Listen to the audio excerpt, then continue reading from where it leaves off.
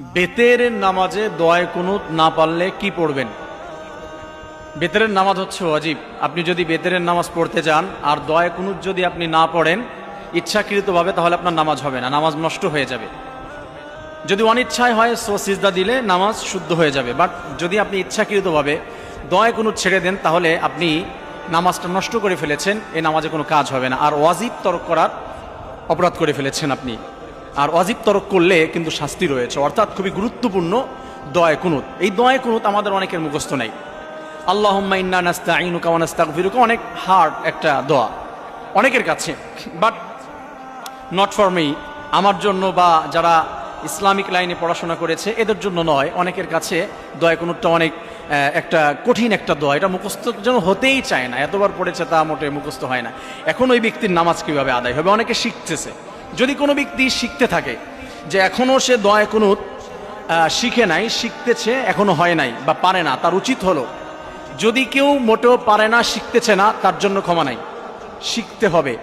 শিখতেছে, এখনও শেখে নাই, পুরোপুরি হয় নাই, সে ব্যক্তি তখন তার সুরত হচ্ছে নামাজ আদায় করবে। দোয়ায়ে কুনুত ওই সময় দোয়ায়ে কুনুতের স্থানে একটি দোয়া করবে, সে একটি দোয়া পড়বে।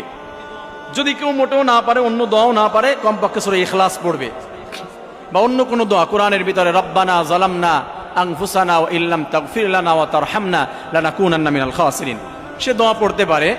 রব্বানা আতিনা ফিদ দুনিয়া হাসানা ওয়া ফিল আখিরাতি হাসানা ওয়া কিনা আযাবান নার। সে বিভিন্ন ধরনের দোয়া পড়তে পারে। কোরআন যেই দোয়াগুলো সাপোর্ট করে কোরআনের মধ্যে আছে, এখান থেকে সে কোনো দোয়া পড়তে পারে। সেইখানে আরেকটি বিষয় মনে রাখতে হবে, মাযহাবের ভিন্নতা আছে।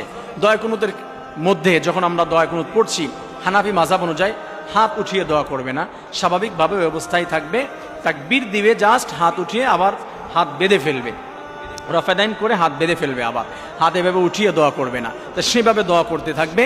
যদি দোয়ায়ে কুনুত না পারে অন্য কোনো দোয়া পড়তে থাকবে ততদিন পর্যন্ত যতদিন তার দোয়ায়ে কুনুত মুখস্থ হচ্ছে না। আর যদি উনি মনে করেন কেউ যে আমার দোয়ায়ে কুনুত পড়ার প্রয়োজন নাই, আমি যে কোনো একটা দোয়া পড়ে নিব, তাহলে আপনার কিন্তু নামাজ হবে না, নামাজ নষ্ট হয়ে যাবে আপনার।